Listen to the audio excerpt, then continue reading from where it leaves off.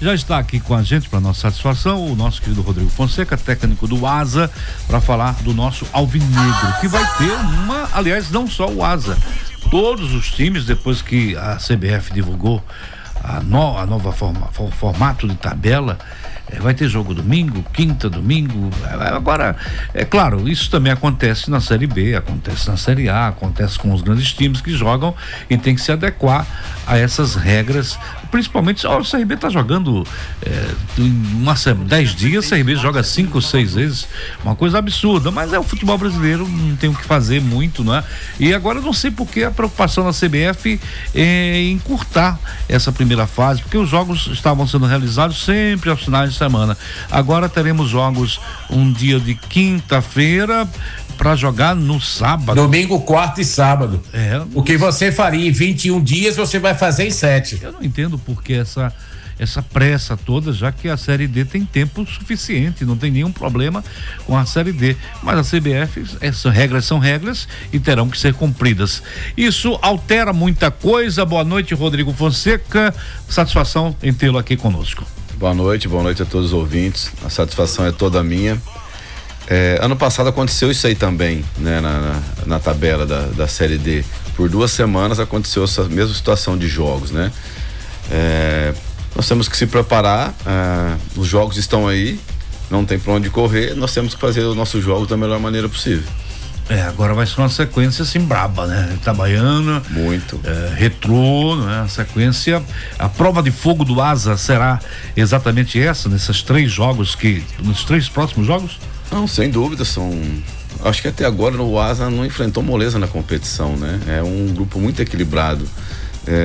Haja vista da outra vez que eu estive aqui, nós comentávamos do Petrolina e eu falava que lá tinha bons jogadores. Eu passei por isso no Nacional. Quando todo mundo olhava na chave o Nacional, ninguém dava que o Nacional classificaria. Ficou fora Santa Cruz e Campinense, né? Então eu já me preparei para essa surpresa e para mim não tem novidade nenhuma de ver esse time crescendo e buscando uma classificação. Oswaldo Barbosa, Jânio Barbosa, Rivelino e Vitor, à vontade, Oswaldo Barbosa. Só fazer uma retificação, eu falei do CSL Berinho, mas eu quis dizer Norinho. Viu? Grande Norinho. Zagueiro. Professor Rodrigo, seja bem-vindo mais uma vez aos nossos estúdios. Obrigado. E assim, é uma oportunidade da gente ouvi-lo diante de algumas colocações que a gente faz, e se a gente faz e deixa no ar algumas perguntas, não seria correto de nossa parte, uma oportunidade que nós estamos tendo na presença do amigo, a gente não fazer a pergunta. Então eu fiz um comentário, acho que ontem na resenha, a respeito do seguinte: foi muito cobrado no final do campeonato estadual, e com razão, de que o Asa, em termos de elenco, o Asa não tinha tantas opções assim. Inclusive da final do Alagoano, no final, o Jânio conversando com um amigo, você citou o seguinte: o adversário é muito qualificado e quando eles fazem a troca, parece que quando vai cair é que melhora ainda mais. Quer dizer, falando da importância de um elenco forte. E me parece que o Asa trabalhou isso para a Série D. Mas que, assim, no meu entendimento, isso não tem sido muito utilizado. Você tem um elenco de 30 jogadores.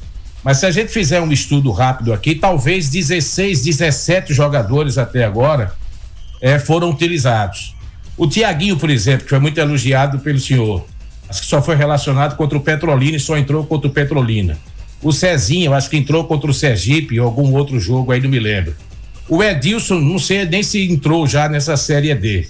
E aí você tem o Colina, que entra sempre, aquela dúvida de João Cabral e Júnior Viçosa. Aí você tem o Jean Peter na zaga, o Feijão, o Léo Cereja, por exemplo, tem 2 jogos que não é relacionado. O que é isso, Rodrigo? Esses jogadores serão utilizados no momento certo ou de repente esse elenco tão vasto assim, você não teve esse problema tão resolvido em relação ao estadual? Boa noite, professor. Boa noite, uma boa pergunta, né? Acho que em termos de usar os atletas, foram apenas 3 atletas que hoje trabalham no elenco que ainda não foram utilizados para jogo, que ainda não entraram, que foi o Railon, zagueiro, o lateral direito, o Carlos Eduardo, e o Bruno Ritter. Os demais O Edilson na Série D não jogou, mas jogou no estadual, né? Desses que chegaram, apenas os 3 que ainda não atuaram, né? E fazendo uma colocação, principalmente desses atletas de beirada, né? O caso do Thiaguinho, do Edilson, desses atletas, a partir do momento que que a equipe vem jogando nesse sistema que nós estamos jogando agora, você joga com 2 atacantes, você mantendo o sistema, você troca apenas um, né? Se nós estivéssemos jogando com os 3 à frente, você tem a oportunidade de trocar os 2 de beirada, né? Para manter o mesmo sistema, né? Manter o mesmo ritmo, manter a mesma intensidade. Então, talvez nessa situação, principalmente dos homens de frente, né, tem essa situação dessas trocas que nós estamos jogando apenas com 2 atacantes. Se estivesse jogando com 3, sem dúvida nenhuma, teria mais trocas, principalmente desses jogadores. Então é dessa maneira que a gente vê, e os atletas estão trabalhando, buscando a sua oportunidade, né? Nós estamos, o Jairo tá um cara que acompanha, o Jânio acompanha muito nossos treinos, né? A gente convida todos vocês também que se quiserem acompanhar os treinamentos, né? Acho que a gente trabalha da melhor maneira possível, sendo honesto com todo mundo, sem sacanear ninguém, principalmente, que acho que essa é a minha índole. Para você ganhar um grupo de 30 atletas é difícil, é muito difícil, né? Você tá oportunizando a todos em curto tempo desse, né? Foram 6 jogos, né? Então nessa parte é muito difícil, mas o atleta tem que ter o entendimento, respeitar quem tá jogando e aguardar a sua oportunidade. Rapidinho, viu, Júnior? Só para não fugir dessa linha de raciocínio aqui. Inclusive eu falei isso, professor. Eu acho assim, a minha opinião, uma competição, agora sim que você vai jogar domingo, quarta, domingo, mas de repente uma competição, jogo somente aos domingos, acho um grupo de 32 jogadores, um grupo até que foge um pouco dos padrões. Porque assim, eu joguei futebol também, você jogou, e a gente sabe o seguinte: treinador bom pro jogador é aquele que ele tá jogando, ou então que ele tá sendo relacionado. Quando ele não tá sendo relacionado, ele respeita a decisão do comandante, respeita os companheiros que estão jogando, mas não adianta dizer que o cara fica satisfeito, que não fica, não tem como. Existe o respeito de grupo. Então eu acho um grupo até um pouco alto com relação ao padrão da competição. Mas só respondendo, quando o amigo fala o seguinte: esse sistema que a gente está jogando, e com a posse da bola é um 4-4-2, o Didira fecha o losango ali no meio, e aí tem o jogador liberado e o mais centralizado. Mas durante o jogo, de repente, para utilizar esses jogadores liberados, não se pode variar, não se pode sair desse sistema, de sair desse 4-4-2 para um 4-3-3, dependendo da situação e do jogo, professor? Não, sem dúvida, né? Nós já fizemos isso, né? Acho que o segundo tempo lá em Sergipe, nós... Em Aracaju. Contra o Sergipe, nós fizemos esse 4-3-3. No jogo seguinte... E repetiu contra o Petrolina, eu acho. Repetimos, e também contra o CSE. Depois do jogo do CSE, nós voltamos a essa nova formação que o Wesley não vinha jogando. O Wesley é um atleta hoje dentro do nosso sistema fundamental para aquilo que nós trabalhamos, né? Em termos de movimentações, de plano de jogo. Então nós optamos pela volta do Wesley e sair um jogador de frente. Até porque, né, na minha opinião, acho que todos nós aqui temos essa inteligência, de repente, né, quantos atletas que tem lá na frente, quantos chegam lá, né? Muitas vezes nós fazemos as movimentações jogando com essa mesma formação, chegando com 5 na frente, né? Principalmente no segundo tempo aqui contra o Retrô, a entrada do Colina, nós fizemos uma linha de 3, uma saída com 3, liberando os 2 homens que era o Wesley e o Aleph também para encostar na frente, fazendo ultrapassagem pelos corredores laterais, porque eles fecharam, né? Marcaram bem o fundo do campo, nossos laterais não descer, e o elemento surpresa, o Aleph e o Wesley aparecendo na frente. O Wesley, pode ver que ele apareceu tanto no primeiro tempo quanto no segundo, cruzando bola de linha de fundo, né? No Alagoano você chegou a chegar com a posse da bola num 3-2-5. Não, exatamente. 2 meias por dentro, 2 alas e um homem de referência. Sim, e com essa mesma formação a gente faz esse 3-2-5, né? A gente faz variáveis, né? Dependendo como o adversário vem marcando, a gente faz a saída com 4, a saída com 3, faz o 3-2-5. Depende daquilo que o adversário coloca para nós em dificuldades. Porém, o Retrô, dentro da sua característica, ele mudou completamente o seu jeito de jogar contra nós. É um time que propõe jogo, que joga com posse de bola, joga sempre para frente. Aqui eles vieram com 4 zagueiros de ofício, né, para se defender. Tirou o centroavante de área, que é o Mascote, colocou um de velocidade junto com o Fernandinho, para explorar uns contra-ataques e viver de bolas paradas, né? Pegou um dia que a nossa defesa ainda estava conseguindo cortar essas bolas, porque ela tem um adversário muito alto, estatura muito alta, fisicamente um time muito forte, né? E nós conseguimos tirar essas bolas aéreas, né? Aconteceu algumas perigosas, né? Mas o nosso time estava bem postado, acabou tirando, mas eu creio que o segundo tempo nosso time fez uma grande partida e pelo segundo tempo acho que merecia a vitória. Professor, só uma pergunta do Jânio. A gente está nas redes sociais, hoje em dia tudo passa pelas redes sociais e a gente ouve muitas críticas com relação ao setor de ataque do Asa. Alguns jogadores que foram contratados para resolver o problema e até agora não luziram, sei lá, jogador é fase, a gente sabe disso. O Júnior Viçosa vem de contusão, a gente sabe que precisa ganhar ritmo, essa coisa toda, porque o Júnior Viçosa não tem mais o que provar para ninguém. O Flávio Souza, esse está sendo preparado, mas assim, até agora também não apareceu. E o João Cabral, que chegou até fazer gols e fazer boas apresentações, não vive o melhor momento. Seria essa a grande dor de cabeça do momento do professor Rodrigo Fonseca?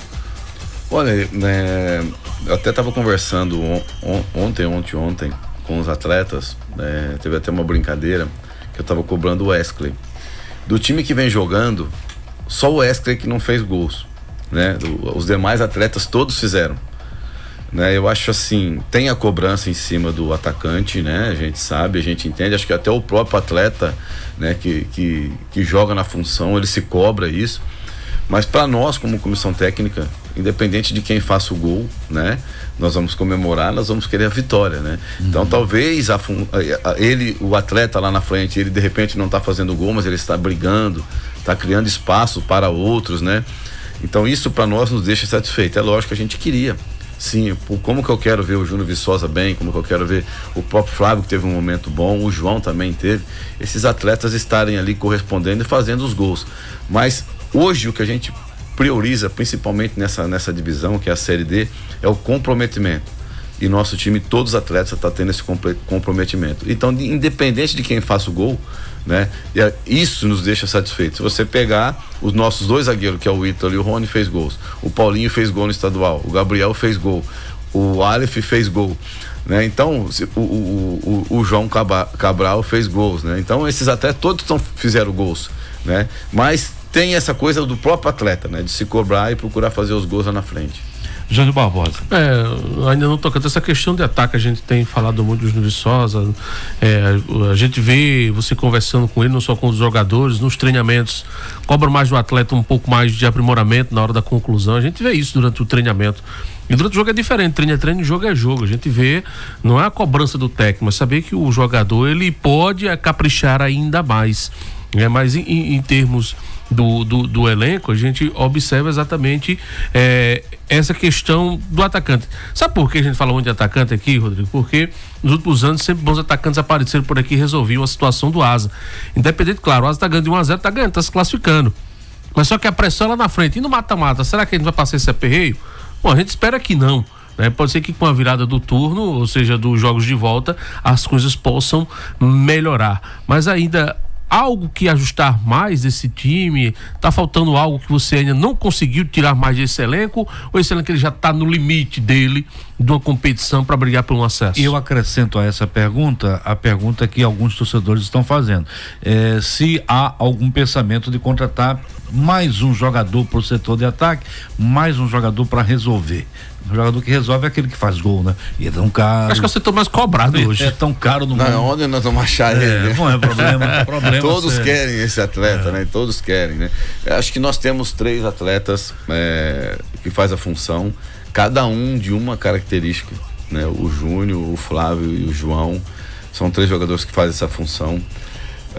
Eu acho que vocês acompanham os jogos, você vê o tanto de bola que chega dentro da área.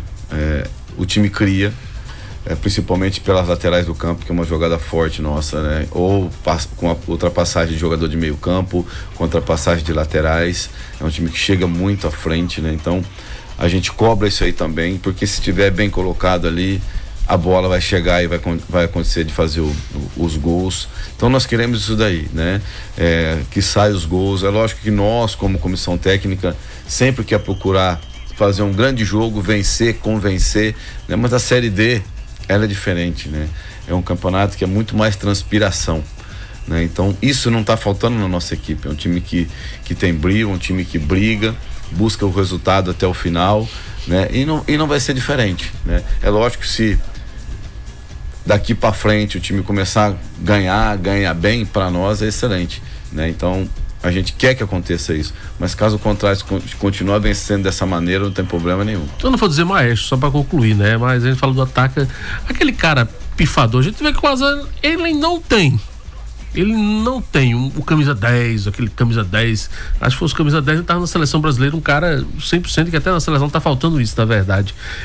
Mas essa bola trabalhada também às vezes pelo setor do meio campo, não tá tendo um pouco mais de falta, não? Algo de puxar um pouco mais ali, dessa bola chegar mais centralizada, ou no João, quem sabe no Viçosa, no mais centralizado, já quase chega muito pelas laterais. Agora a gente vê pelo meio alguma certa dificuldade.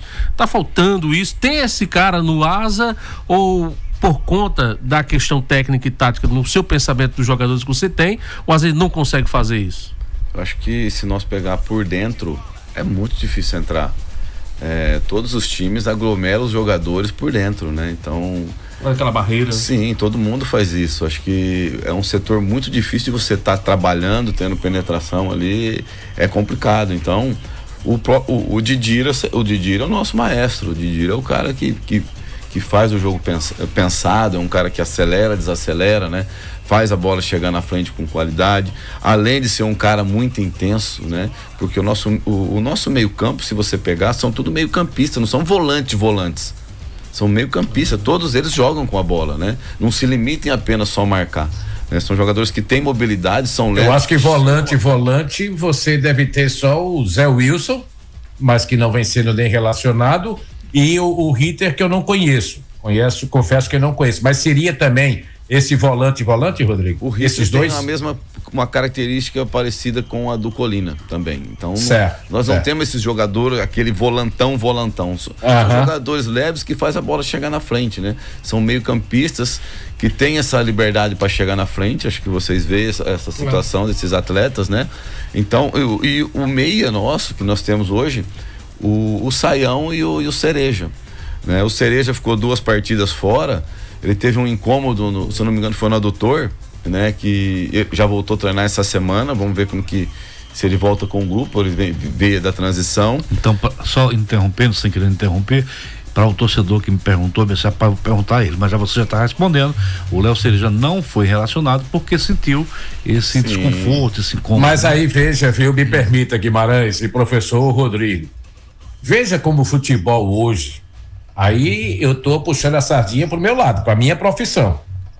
Veja como o futebol hoje é difícil da gente analisar. Porque o acesso da imprensa é tão limitado ao clube. E você termina fazendo uma crítica injusta. Exato, as informações, elas são tão difíceis de saírem de dentro para fora, que eu posso muito bem, como eu fiz no sábado passado, dizer o seguinte: qual a razão do Léo Cereja não ser convocado a 2 jogos? Porque é um jogador que, na minha opinião, tem muita qualidade técnica. O Léo Cereja, para mim, ele é diferente de todos os outros jogadores de meio de campo do time do Asa. Aí eu digo, não é possível. O Rodrigo é um cara que ele mesmo faz questão de dizer que recuperou o Léo Cereja, que foi ele quem deu a oportunidade ao Léo Cereja. E o Léo Cereja não é convocado já há 2 jogos.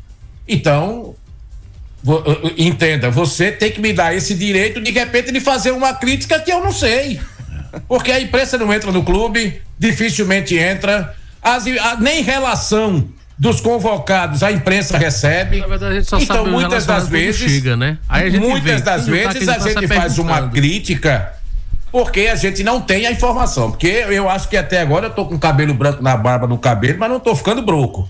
Porque se eu tivesse essa informação, não, o Léo teve um desconforto muscular, jogador tem que ficar poupado por alguns dias, não pode ser relacionado, jamais a gente faria um comentário como esse. Só para fazer essa observação, professor. Não, acontece, acho que Nós que estamos ali o dia a dia, né, que vê essa situação, né, eu sou um cara que se eu não acompanho, desculpa, eu não sou de acompanhar muito esse tipo de comentário.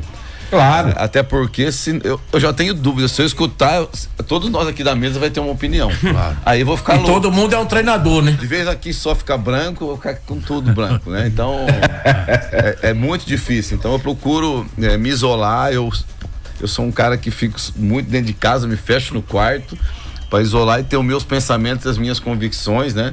Fujo de redes sociais para justamente você ter a sua convicção, né? Dentro daquilo que você está querendo. Mas você concorda com a gente? Não, e diante dessa dificuldade de acesso à informação, às vezes se faz uma crítica até de forma equivocada, mas é porque a gente não tem a informação.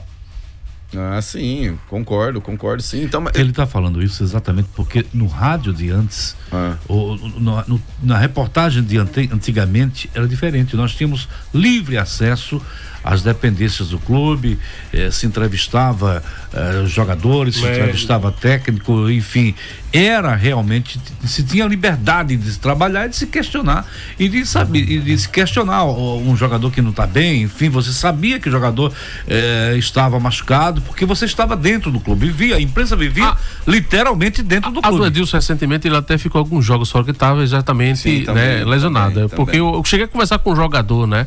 Eu vi ele fazendo trabalho específico, eu digo, e tal. Aí e literalmente, a gente não precisa nem mais estar lá dentro do clube, como eu e você, da nossa época, a gente era setorista, a gente almoçava no clube, ficava lá no clube, enfim.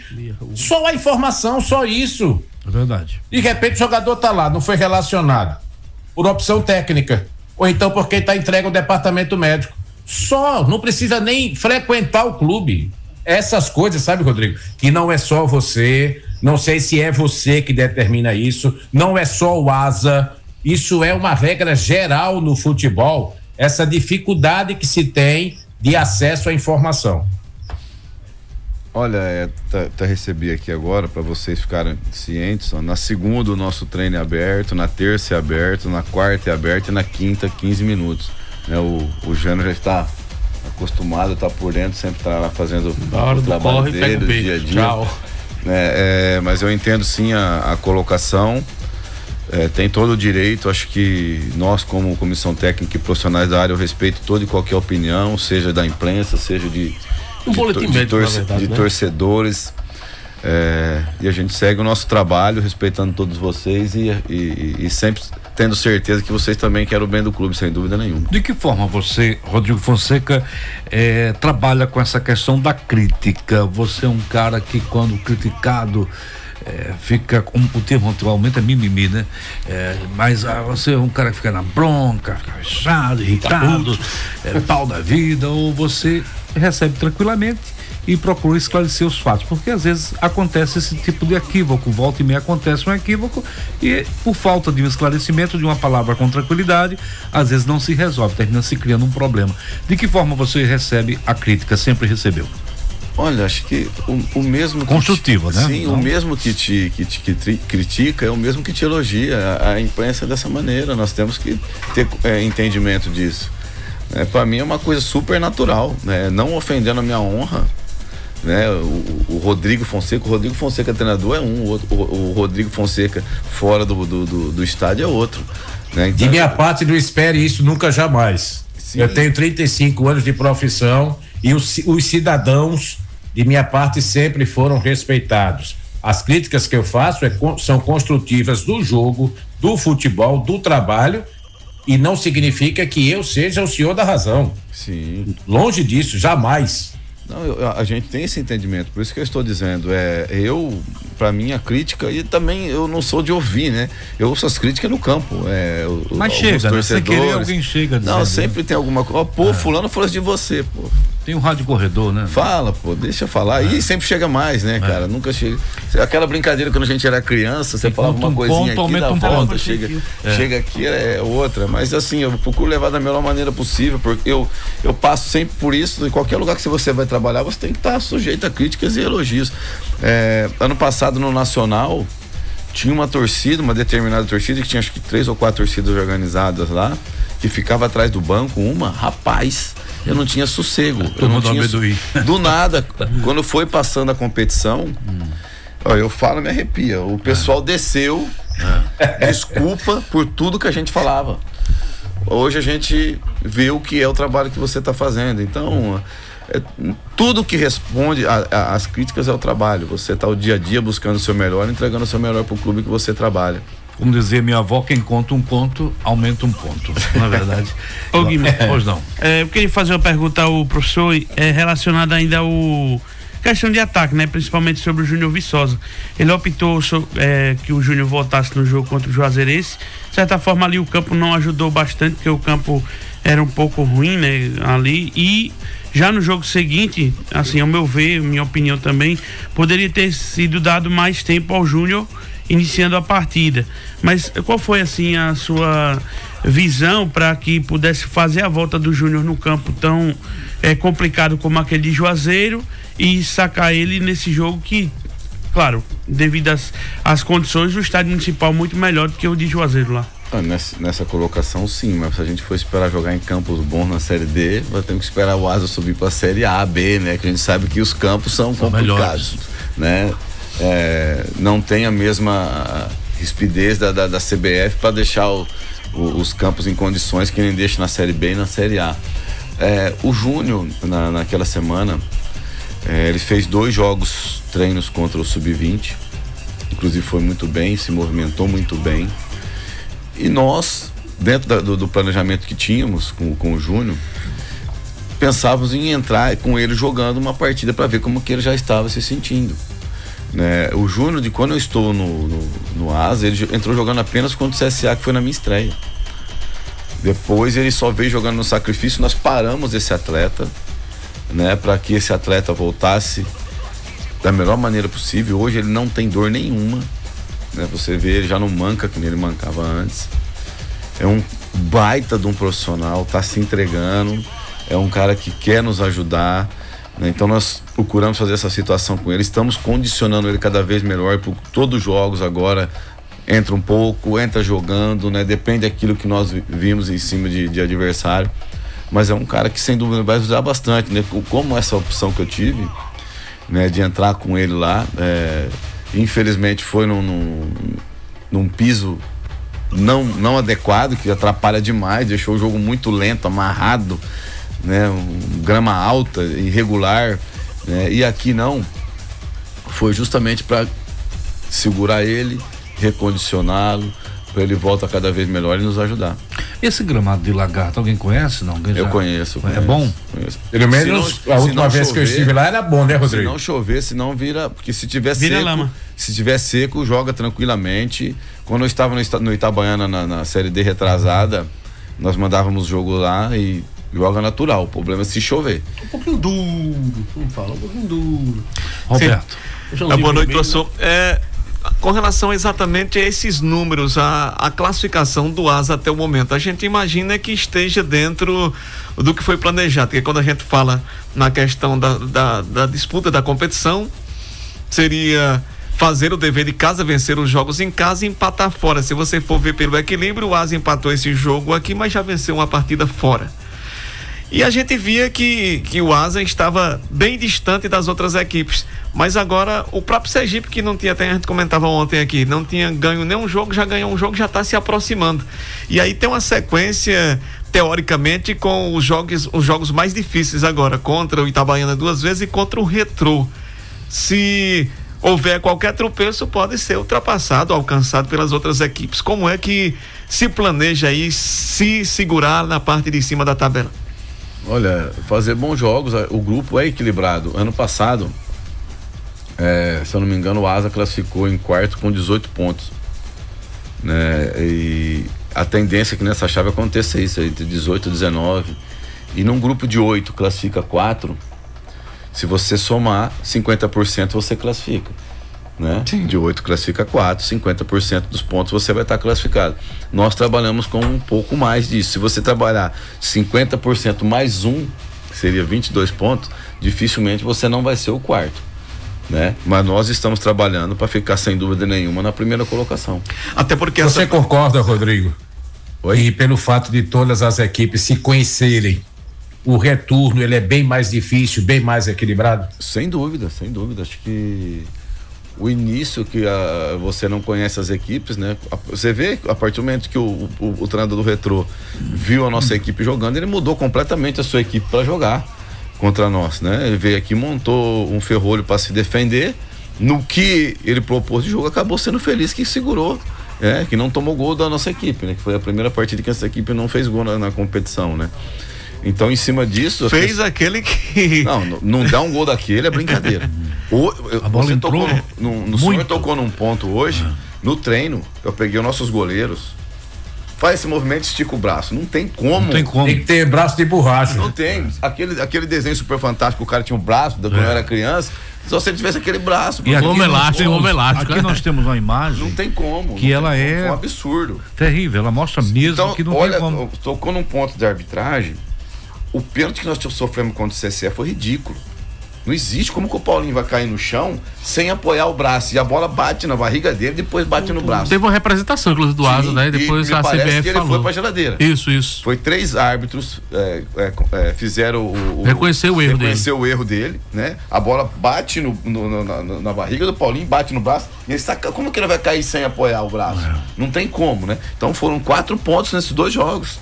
Erros de arbitragem. Pontos que poderiam já estar praticamente professor, ainda dentro desse lance, porque assim, claro, a gente sabe que sempre tem a pressão e tal ali na hora dos jogadores, comissão, porque como não ocorreu ali uma pressão maior para que assim, eu acredito, uma reclamação mais efusiva para tentar voltar mais. No lance, o goleiro já saiu rápido com a bola, já quebrou porque ele viu que tinha feito ele só não iria voltar atrás, como correria o risco de alguém ser expulso. Exato. Ou tomar um cartão bobo. É porque se nós tivéssemos o VAR, talvez a pressão funcionasse. E o gol aqui no estádio, ele é muito mais fundo ainda do que o do CT.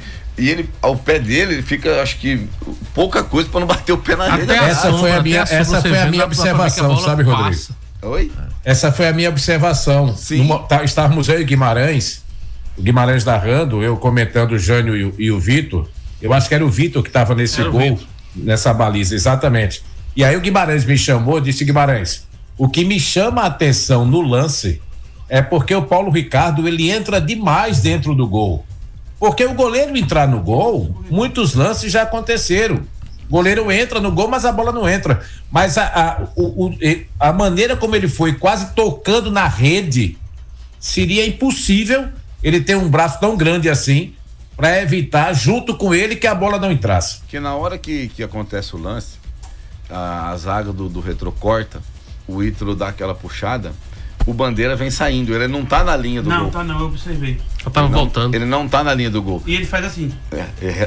Exatamente, se ele tá na linha, ele dá o gol. Né? A visão dele ficou ruim. Infelizmente, ele não conseguiu voltar. E também rápido. É importante dizer o seguinte, né? Já que a bola, o jogador do Asa que tocou, de certa forma, ele vem de encontro à bola e ele dá um toque até meio que, assim, casual. Ele não teve aquela intenção. O Ítalo não. Mas a bola ganhou altura, não ganhou tanta distância, mas ela ia morrer dentro do gol. Sim. Mas nesse sentido aí, o fato do assistente sair é porque ele tinha que sair mesmo. Tinha que sair. Porque ele tinha que sair acompanhando, no caso, o último homem do Asa, para caracterizar um impedimento ou não. E aí eu só dou um desconto para a arbitragem, é isso. É porque foram frações de segundos e o Bandeirinha tinha que sair para depois, com a trajetória da bola, ele retornar de novo para a posição de linha de fundo. Aí eu não sei se fisicamente qualquer ser humano teria essa condição. Eu só estou fazendo essa observação porque infelizmente não tem o uso da tecnologia na Série D. Então você tendo somente o olho humano, eu acho que pode se dar um desconto nesse sentido. Mas que a bola entrou. Lembrando que esse uso da tecnologia vai acontecer na Série D nos jogos finais. No segundo mata-mata. O recurso mínimo era pelo menos o chip na bola. Olha, resolveu o problema. Para aí. Ele entrou e muito. Repete, por gentileza. O Rodrigo Fonseca, olha só onde é que ele vai. Olha só onde é que ele vai. Agora foi. Ele aí deu uma se colou, adiantou a bola e muito bem. E o Gandula lá disso aí. Ali.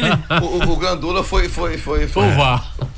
O que ele já vibrou atrás ali na corrida. Eu não vou mentir, eu tô ali também, eu tô do lado, mas pra mim ali eu não tenho como observar direito, até porque o ângulo não favorece.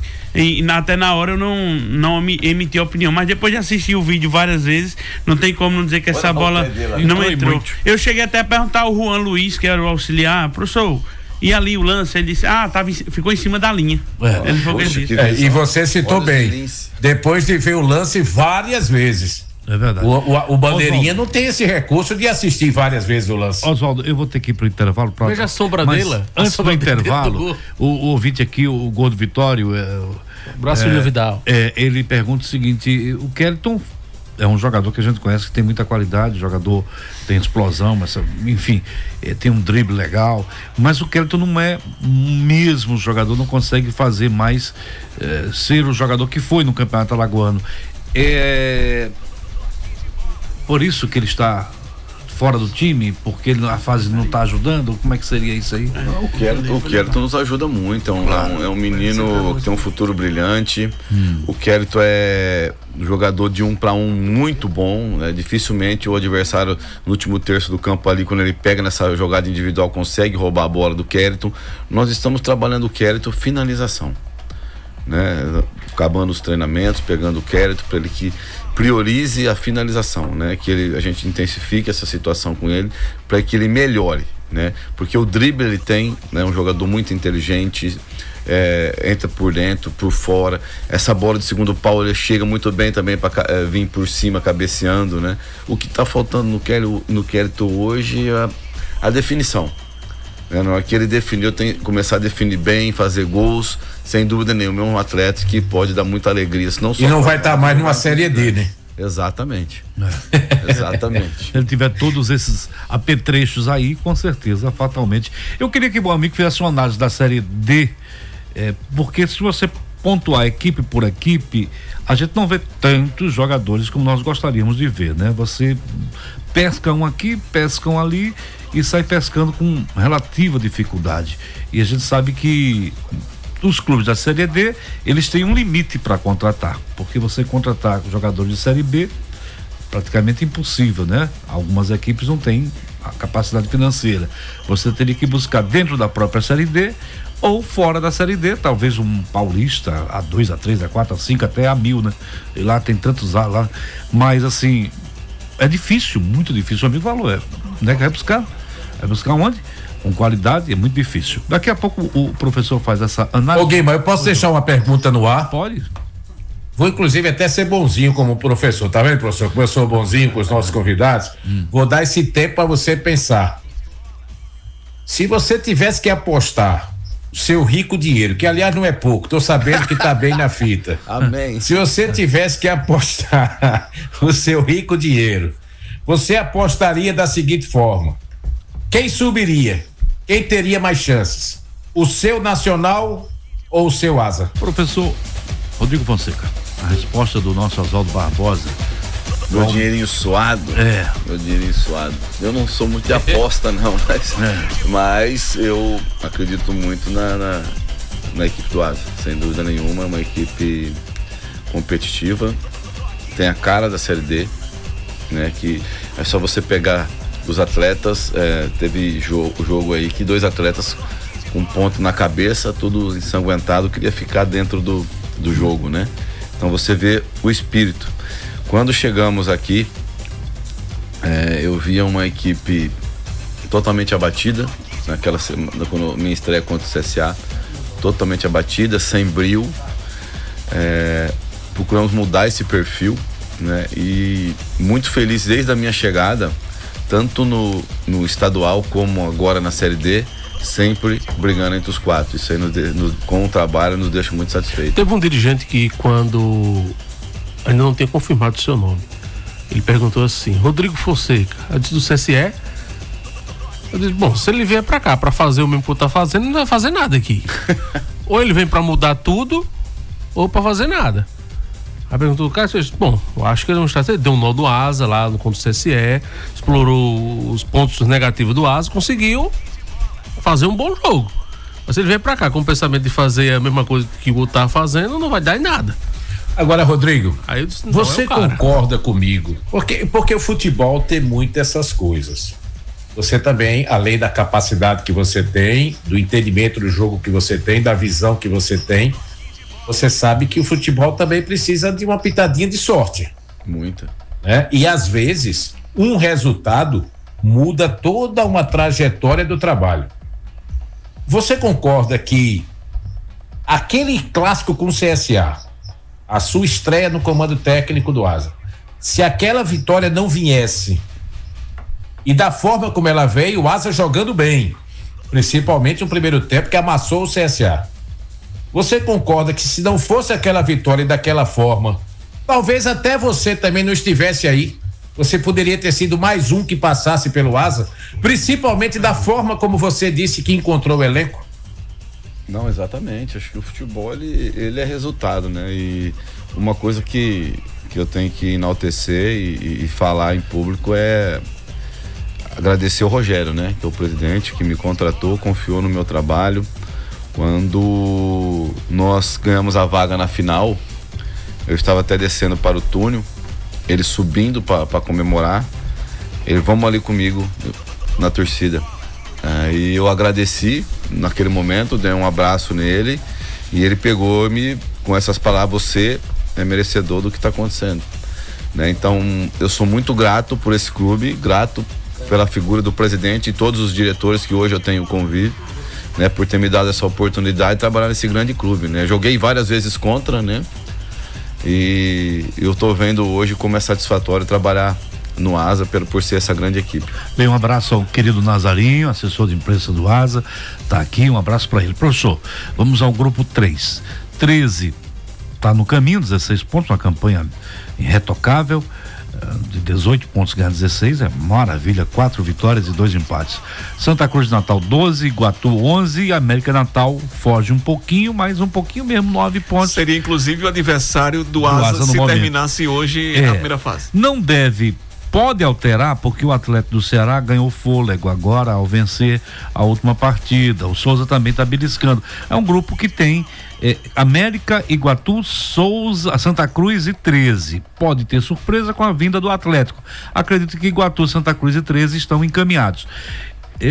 Não dá para escolher, não é? Qualquer uma aqui é pauleira. Mas se tivesse que escolher um no confronto... Difícil, é muito difícil. Eu conheço algumas equipes de jogar contra ano passado. Iguatu jogar lá é muito difícil. Ano passado Iguatu não perdeu nem pro Fortaleza e pro Ceará jogando em casa. É muito complicado jogar lá contra eles. O Souza, é muito difícil jogar lá em Souza também. O Santa Cruz de Natal. O Santa Cruz de Natal ainda não tive a oportunidade de jogar contra, né? Mas é um time de jovens, de investimento em cima de jovens atletas. Alguns atletas que esteve lá no passado eu conheço, mas é uma equipe que trabalha muito jovens, né? O América não se fala, né? E pela o 13 tradicional, tá e o 13 vem vindo fazendo uma competição extraordinária. Quem é o técnico do 13? Vaguinho Dias. Belo trabalho, né? Sim, eu joguei contra o Vaguinho Dias 2 vezes. Quando ele era treinador do Tubarão, eu era treinador do Inter de Lages, ganhamos de 1-0 deles. E quando eu estava no Criciúma, ele estava no Marcílio Dias, nós ganhamos de 2-1. Agora, professor, só rapidinho. Sobre o Iguatu, me chamou a atenção. Que o Iguatu eliminou o CSA na pré-Copa do Nordeste, no primeiro pré, e faz uma campanha muito boa na Série D. É um time de empresários, é um clube empresa. Como é esse Iguatu aí, que pelo menos para mim que não conheço, e acredito que para algumas pessoas, acaba sendo uma surpresa, mas quem está mais envolvido dentro do mundo da bola, talvez não. Eliminou inclusive o Ferroviário na Fares Lopes. Foi. Há pouco tempo, há 2 anos, ele eliminou o Fortaleza, o Ceará do Cearense, nas 4 de finais. O Iguatu vem com um trabalho com o mesmo treinador, saiu agora que veio 3 ou 4 anos, né? E o Gilmac, que é um ex-atleta, que ele era o executivo de futebol do clube, sabe montar muito bem as equipes, né? E o Gilmac, junto com o treinador que estava, vinha há muito tempo junto no clube, então teve uma sequência de trabalho, Então, por isso que os resultados aparecem. Quando o Londrina teve aquela ascensão da Série D para a Série A, também foi o mesmo treinador. O Criciúma também agora está que é o que estava no Londrina, fazendo essa mesma situação, né? Então, quando você tem um planejamento, um segmento e uma sequência, que você né? quer de trabalho, exatamente, uma sequência, acho que a tendência em dar certo, ela é bem mais próxima. Professor, o 13 é que me surpreende, barbaridade. Ele marcou 16 gols, só tomou 4 em 4 jogos. Ele não tomou nenhum gol, nem em casa nem fora. Ganhou de goleada 2 partidas contra o Iguatu, de 3-0, contra o Maracanã, 4-0. Ganhou do Santa Cruz lá em Natal, 4-3. Ganhou do Souza de 2-0. É um time realmente surpreendente. Não esperava uma campanha tão boa do 13. Aqui eu esperava muito mais do Souza, esperava muito mais do América de Natal, mas o 13 é o grande time dessa primeira fase nesse grupo. O 13, como ele foi campeão ano passado, ele teve o calendário, entrou verba, montaram uma equipe fortíssima, jogou a Copa do Nordeste esse ano, estava acostumado com jogos mais difíceis, né? Então tem essa situação também de você estar acostumado a pegar os adversários mais cascudos, né? Enfrentou grandes equipes na Copa do Nordeste. Então acho que para mim não é surpresa de conhecer a estrutura do 13 e aquilo que eles vêm apresentando. E é uma camisa muito pesada, exatamente, né, Rodrigo? É um time de muita tradição no Nordeste, principalmente na Paraíba. Exatamente, é um time que tem muita tradição. Aliás, há uma rivalidade, o Campinense já chegou, né? Então o futebol paraibano está sempre.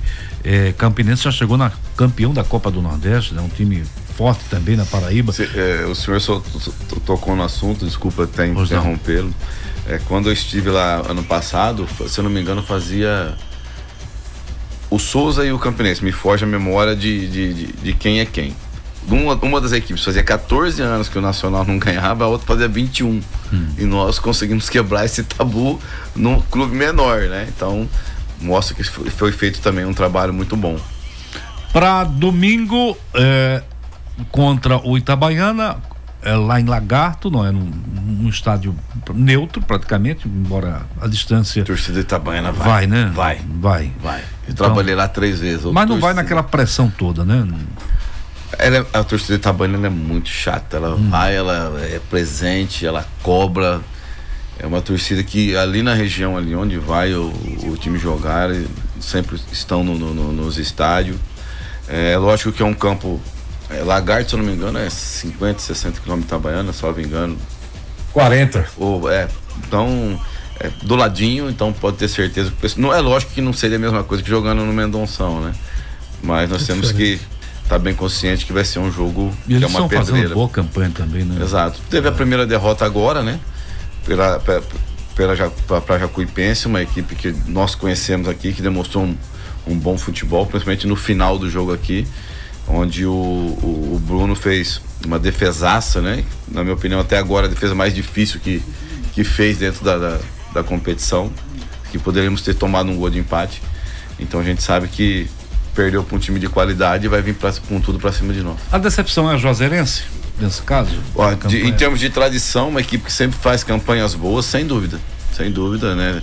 Há 2 anos atrás, quando eu joguei a Série D pelo Itabaiana, nós fomos jogar lá o último jogo da chave, disputando a liderança. Eu pelo Itabaiana e nós em segundo, o Juazeirense em primeiro. Nós saímos ganhando lá dentro e a Juazeirense acabou empatando e acabou ficando em primeiro lugar. E naquele ano o Juazeirense chegou longe na Copa do Brasil, acho que foi 3ª ou 4ª fase, eliminando grandes equipes de futebol brasileiro lá dentro. Tem alguma surpresa nesse grupo, não? Eu vejo todas as equipes aí sempre brigando, que são equipes competitivas. Petrolina melhorou depois da chegada do Alisson. Olha, sem dúvida nenhuma, os resultados estão aí, né? Fez dois resultados positivos e um empate. Começa a mostrar também a sua cara, mas uma equipe que vai brigar. Vai brigar. A Juazeirense já estaria eliminada? Não, eu creio que não. Enquanto os números não mentem. Enquanto se você tiver. Quando tem bambu, tem flecha. Exatamente. Se você começar a pegar as possibilidades do que você pode somar, se você ainda conseguir chegar entre aspas, no 21, que é um número mágico, você está classificado. Eu penso. E sem contar que eu costumo dizer, Rodrigo, que a Série D, principalmente, ela é uma divisão muito mais de resultado do que desempenho. Exato. Principalmente quando você entra na fase do mata-mata. Você precisa ter o resultado para avançar. Se você puder ter desempenho aliado com um bom resultado, melhor ainda. Mas principalmente o resultado é que você precisa para avançar. Exatamente. Acho que ano passado, quando nós viemos jogar aqui, o Asa fez 1-0. Né, até no gol do Júnior Viçosa, né? Ela deixou a grama alta. Calor miserável. E nós, 1-0, eu segurei, não abri o time. Eu falei, se eu não tomar o segundo, eu vou me classificar em casa. Né? Então, acho que se não acontecer então, isso vitória, é resultado, não é isso? Mínimo, né? Então a gente tem que, principalmente jogo de mata-mata, você tem que pensar dessa maneira. E esses mata-mata, como o senhor falava da questão de ser o primeiro do grupo, principalmente com saldo de gols, porque tudo isso fará diferença lá nas fases decisivas no quesito de jogar como mandante. Então é importante demais essas primeiras colocações e com folga, né? Não, primeiramente a soma dos pontos, né? Que é primordial. De repente você pode não ter um grande saldo, mas você tem um número positivo. Você está ganhando 1-0, que nem o 13, de repente está ganhando de 3-4. Pode ser mais fácil. Né? Então, às vezes, pode acontecer a situação de você ter um grande número de pontos e não ter um grande saldo. Né? Hoje, a nossa defesa é uma das melhores da competição. Nós tomamos 4 gols. Falando em defesa, aí tá 64 equipes, né? Só me engano. Então nós tomamos apenas 4 gols. Não sofremos gol em casa. Então é um ponto positivo. Ítalo Rogério fora pelo terceiro cartão. O Jampita assume ao lado do Rony? Olha, tem o João, tem o Railo esperando a sua oportunidade, né? O próprio Benê. Então nós vamos procurar quem vai ser o melhor substituto, porque o Rony vem atuando muito bem na função que hoje ele está atuando. Já vou deixar bem claro, eu não vou mudar o Rony pro lado esquerdo. Então quem se adaptar melhor do lado esquerdo vai ser o atleta que vai jogar. Essa é uma dúvida mesmo. Ô professor, eu tenho uma pergunta, assim, não sei se o senhor vai querer me responder, mas... Olha, vê bem essa pergunta. Não, assim, é o seguinte, é porque são questões que eu observo, né, durante a partida. O porquê de o Asa baixar... Claro, o time não vai aguentar o jogo todinho naquele ritmo frenético, buscando o tempo todinho, mas principalmente quando o Asa faz o gol, ele dá uma baixada naquele ritmo e acaba sofrendo mais do que o desejado. Duas observações. Contra o Petrolina, o Asa estava com 2 jogadores a mais, fez 1-0 e ficou naquele toca, não pressionou para buscar mais gols. Contra o Jacuipense foi diferente, o Asa fez o gol e no segundo tempo principalmente foi uma sofrência, o time sofreu bastante, o Jacuipense pressionou em busca do gol. Então é isso, a pergunta eu queria saber porque quando faz um gol o time acaba baixando demais o ritmo e sofrendo o que não é o desejado para o pessoal. Falando primeiro do Petrolina, né? Fizemos o gol e acho que vocês ficam ali do lado, vocês veem a maneira que eu tava esse jogo. Né? Eu mandando o time pra cima, procurando fazer os gols, sem dúvida nenhuma. Mas o jogador estava tão confortável dentro do campo e sabia que o adversário não ia chegar, né? Então isso aí eu acho que de repente pode ter atrapalhado. Às vezes, não é porque o adversário tem a bola que ele vai fazer o gol, né? Às vezes tem situação, até eu pensei no jogo contra o próprio Petrolina, dar a bola para ver se ele saía, mas não saía, ele chutava para frente. Nós teve até essa estratégia, vamos dar a bola para eles, vocês vão atacar, não, eles chutavam para frente, não, eles não saíam, né? Então para ver se abria, né? Que esse cara com os 8 jogadores praticamente dentro do gol, então vamos dar a bola para eles. Na hora que eles pegavam a bola já chutavam, né? Então, e essa situação de baixar, se eu pudesse eu pegava uma corda, tacava todo mundo para frente, porque tava num ritmo bom. Tá num ritmo bom, não tem por que afastar, mas é uma coisa natural do atleta, né? É uma coisa natural que acontece. Eu gostaria de ver meu time jogando com essa intensidade que na maioria dos jogos começa o tempo todo, mas também é humanamente impossível. Agora, Rodrigo, oi? Me permita fazer uma pergunta, fugindo um pouco sobre esse assunto Asa Série D, enfim. Você como técnico de futebol, como é que você vê, por exemplo, esse momento dos técnicos do futebol brasileiro? Na Série A, são 20 clubes, nós temos 50% de técnicos estrangeiros e 50% de técnicos brasileiros. Na Série B, nós temos também já alguns técnicos estrangeiros. mas principalmente na Série A, sempre foi a nata do nosso futebol. Você como treinador, como é que você vê isso? Onde você tem 10 times com técnicos estrangeiros, principalmente portugueses e argentinos, e 10 técnicos brasileiros. Você como treinador, como é que você vê? Olha, falando dos treinadores portugueses, né? Acho que a melhor campanha que teve também da seleção portuguesa foi com o treinador brasileiro. Nem por isso hoje lá tem 10 treinadores brasileiros trabalhando, né? Se você pegar o que o Filipão fez com a seleção portuguesa, tá aí para todo mundo ver. Onde chegou em Copa do Mundo, na Eurocopa, né? Então você vê o trabalho que foi feito por um brasileiro lá. E eu vejo essa situação que você ter o respeito com o profissional, o Abel, o trabalho que ele faz no Palmeiras, né? Então, a partir do momento que o cara faz um trabalho bom, independente dele ser estrangeiro ou não, eu acho que eu tenho que aplaudir e aprender com isso, né? Você vê com tudo que tem o Palmeiras, que tem o Abel, ele joga um futebol reativo. Sim. O Abel joga um futebol reativo, né? Então, a gente aprende muito vendo. Eu já falei isso aí em outras situações. Às vezes eu aprendo escutando um torcedor no alambrado, ele falando alguma coisa, de repente eu não tô vendo, eu começo a orar, será que ele tá falando alguma coisa real? Eu vou ver se ele tá, eu tenho a humildade de escutar, né? Porque eu não sou dono da verdade, eu erro muito. Mas isso te incomoda? Por exemplo, eu particularmente, para mim, me incomoda um pouco.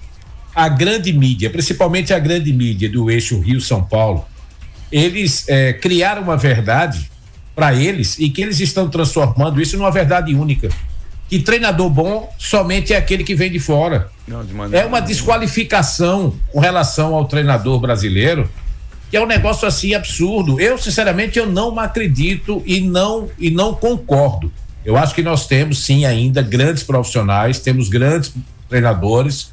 Agora, eu acho também que o que precisa mudar um pouco é a própria CBF, porque eu nunca fiz curso de treinador da CBF, você com certeza já fez, mas me parece que os cursos que são dados na CBF para formadores e técnicos de futebol, eles são muito mais baseados naquilo que se joga lá fora na Europa do que pode ser implantado aqui para nossa ginga, para o nosso futebol, para a essência do nosso futebol, que é o drible, que é a habilidade, que isso é nato do futebol brasileiro. Enfim, isso me incomoda, querer criar essa verdade única de que o que é bom é o que está sempre lá fora, o que é bom sempre está na Europa. Eu não consigo enxergar muito isso assim, não. Eu vejo assim, o futebol estrangeiro ele é muito tático, né? Muito posicional. Quando eu trabalhei no Cruzeiro, eu fui num Mundial no México, e tinha uma equipe Mid-Challenge, acho que daquele lado que é muito frio, da Dinamarca. Os caras devia ter acho que 1,90m, 1,80m, tudo gigante, né? Tudo jogador gigante. Você pegava eles dentro do campo, parecia aquelas mesas de pibolim, tudo certinho, tudo organizado. E foi um time que foi campeão, né? Nós fomos eliminados na oportunidade sem perder, saímos na semifinal por saldo de gols, mas aí a gente via aquilo, né? As equipes europeias muito assim, muito tática, muito posicional, sem liberdade para os atletas, né? Jogando, o cara, ele tem que jogar em cima da linha, se o trem passar, pega ele, mas ele tem que fazer a função dele. O jogador brasileiro tem essa liberdade, né? Coisa que o estrangeiro já não tem. Bem, antes de encerrar, a Jane Barbosa manda alguma coisa. Vocês viajam sábado ou na sexta-feira? Erivaldo na sexta. Toda a estrutura, graças a Deus, a parte de logística está 10, né? Erivaldo é um cara sensacional para montar logística, um baita de um profissional, né? Trabalhamos com pessoas que têm esse entendimento. Também parabenizar o pessoal da minha comissão, o Lucas, o Agnaldo, né, o Bruno, o pessoal da fisioterapia, o pessoal, todo mundo que trabalha junto, trabalha em conjunto. Então isso que está fazendo as coisas andarem naturalmente. Eu vou fazer só mais uma pergunta e o amigo fica à vontade para responder, porque hoje aconteceu um fato, você já foi treinador do CCE, no treinamento do CCE, jogadores deram entradas assim mais pesadas, não é? Isso gerou uma série de atritos. Que entrou reclamou do outro também, e o treino teve que acabar com 30 minutos. O treinamento acabou, lá no vestiário o técnico que está no momento teve que acalmar os ânimos. Amanhã chega o Leandro Campos. É um momento complicado, o cara chegar numa boca quente assim, né? Fervendo, o cara precisa ser psicólogo, O olho do furacão. psicanalista, precisa ser mais duro, porque se deixar os caras ir embora. Olha, E o jogador faz um acerto com o clube, não vai mais ficar, mas vai se despedir no sábado. Aí, se eu sou o Leandro Campos, eu digo, não, comigo não vai jogar. Se eu não vou poder contar com ele pro resto da competição, eu vou botar pra um Tu jogo sabes só. que... Aí Pois é, o bigodor já vai chegar lá dizendo assim, tu sabes que comigo não vai ficar. Então, pra que eu vou te colocar no sábado? Eu não colocaria, não, Eu sério. queria saber do professor exatamente como é que se resolve um caso assim de entradas ríspidas de jogadores. Isso em vários momentos do treino tem que parar mesmo ou tem que punir o jogador? De que forma se resolve isso? olha, eu acho que o Jânio acompanha. Eu cobro intensidade nos treinos. Acho que pra mim treino é jogo, jogo é guerra. Mas não pra quebrar. Mas tem que ter o respeito, né? Eu acho que tem que ter o respeito. E a partir do momento que tem esse tipo de situação, tira-se o atleta do treino. Eu não vou perder um dia de treino por causa de 2 atletas. Tenho mais 30 para trabalhar, que estão querendo, né? Se os 2 acontecer, eu vou tirá-la do treino, como várias vezes aconteceu. Graças a Deus aqui no Asa nunca aconteceu. Mas se eu tiver que fazer, eu vou fazer, né? Mas assim, acho que tem que haver o respeito, né, com o companheiro. Acho que você treinar com intensidade, querer fazer as coisas no treino é uma coisa. Agora você dar pancada no seu companheiro, não, aí é complicado. É porque quem vê o Rodrigo Fonseca, ele parece muito com o Fábio de Mello. que ele dizer Tem a isso. cara de professor de matemática, assim, aquele professor calmo, bonzinho, mas na hora Professor, de... ô Guimarães, Na hora de... então já que você fez essa descoberta, será que ele não poderia finalizar a entrevista cantando um pouquinho? Tá de sacanagem. Não, mas assim, eu queria saber exatamente como é que ele é, que ele falou agora há pouco que tava pilhado, teve um jogo aí que ele saiu, ele tava inquieto. Contra o Petrolina. Não é contra o Petrolina. Mas o seu estilo mesmo não é um estilo Celso Teixeira. Você não vai caminhar por esse estilo, você é um estilo mais calmo. Olha, eu acho que eu não preciso dar show nenhum na beira do campo para mostrar que você é um treinador que é rígido. Eu acho que o vestiário é o melhor lugar. O Lisca também é assim, né? Eu não vou expor meu atleta de maneira nenhuma. Nunca vou fazer isso, né? Eu acho que eu tenho que respeitá-lo para eu ter o respeito. Então, muitas vezes eu chamo o jogador na individual e falo o que eu tenho que falar. Eu não, às vezes nem na frente do próprio grupo. Ele leva os braços pro banco de reserva. Mas na então, hora de... Não, tem que, às vezes você tem que... Mas com respeito. Às vezes você tem Não, que... e ainda tem hoje em dia no futebol aquele migué, né? Manda o goleiro cair, o cara não tem nada, só migué, só Jorge. Aí o goleiro vai lá, tem essa prerrogativa, o cara é atendido lá, aí o treinador transforma aquele migué do goleiro numa parada técnica. Ah, eu mesmo, pra isso dar aí, uma mano, arrumada na casa. Isso aí sem dúvida nenhuma. Já tem um código aí que o senhor transmite para o Bruno, né? Lá no banco, para ele já entender que é o momento de chegar a essa. Não, isso aí, às vezes tem algum jogador que tá machucado, já grita, Bruno! Ele pode esperar pra voltar a ficar igual, eu não quero ficar com a menos. A gente tem que fazer isso. Agora, pra fechar de minha parte, o treino vai ser aberto. Quais os treinos serão abertos, professor? Só amanhã. Não, até Amanhã. segunda, isso. Amanhã Amanhã é aberto. Amanhã é quarta, é aberto. Segunda. Quinta. quinta, né? Segunda, Isso. quarta aberto e quinta 15 minutos. Sexta-feira viaja. Então, seu Jânio Oliveira. Ô, seu Jânio Barbosa. Você tá convidado, Oswaldo. Não, eu não posso. Como é que eu vou sair aqui de Maceió? E outra coisa, eu não tenho costume de acompanhar treinamento. Mas assim, o senhor ouviu, Jânio Barbosa? Eu vou cobrar do senhor, viu? Se no domingo lá eu fizer algum comentário que o cara não foi relacionado e eu sei saber o motivo do não relacionamento, eu vou cobrar de você. Como Mas na setorista. viagem da O sexta-feira treino que eu não vou sendo saber aberto. quem viajou. Aí você fica com esse treinador burro Por que não se leva divulga a você, relação pô. dos jogadores? Olha, Eu vou ter que ir burro pro eu não CT usei na essa- burro eu não usei não, esse Oswaldo, termo não. Por que não se divulga, professor, a relação dos jogadores? Porque é uma coisa que não vai alterar em nada. São 30 jogadores, 12, 20 que viajam. Isso é uma norma do clube ou uma norma às do vezes, treinador? Não, acho que a responsabilidade é nossa como comissão técnica. Isso né? não pode ser liberado? A escalação ninguém quer. porque Sim, aí, sim. Não é? Eu vou... Até para facilitar o trabalho, às vezes eu Sim, pergunto, quem vamos- foi que viajou? vamos- Foi o técnico. Vamos ajudar vocês. Meu amigo Fábio de Mello. Aí a gente sabe quem é que tá ruim. Professor, meu querido Rodrigo, um abraço, boa sorte. O Asa é líder. o que a gente tem que dizer é o seguinte: o ano passado o Asa com esses jogos tinha quantos pontos, Vitor? O Asa finalizou jogos de ida com 9 pontos. Nesses jogos de ida o Asa já tem 12.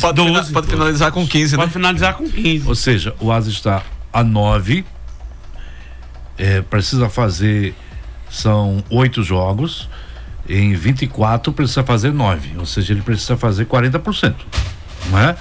Tem gente aí que está precisando fazer 80, os juazeirenses, coitado. Então o Asa vive um momento muito bom. E nesses 3 jogos, pontuando, o Asa se aproxima da classificação e fica em casa com folga para lutar pela primeira colocação ou a segunda colocação, que dará ao Asa o direito de fazer o último jogo em casa. É importante terminar com essa vantagem? Sem dúvida, né? Acho que o primeiro e segundo é nosso intuito, né? De justamente trazer para cá. A força da nossa torcida, sem dúvida nenhuma, pode fazer a diferença.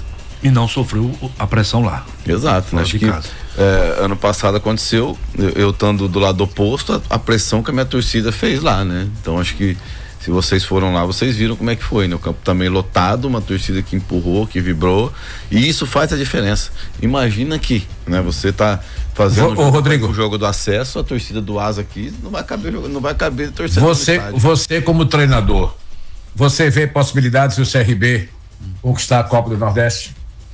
Eu, pelo que do trabalho do Daniel, um cara que eu torço muito, um cara muito humilde, né? Somos da mesma região, né? Eu sou de Jabuticabal, de Ribeirão Preto, acompanho a carreira dele desde o início. Então, eu torço muito pelo Daniel. Eu torço muito pelo Daniel. Uhum. E o CRB ganhando para nós que estamos aqui no estádio também é muito bom. Professor, vamos ter a rede agora nacional, né? Vai palavra de quem vai falar? Marina Silva. Bem, Marina Silva. Ministra do Meio Ambiente. Obrigado pela presença, sucesso, sucesso e sucesso. Eu que agradeço, e sempre que vocês precisarem, é só convidar que nós estaremos aqui. Obrigado. Obrigado ao querido professor Rodrigo Fonseca, ao querido Nazarinho, gente boa demais da conta.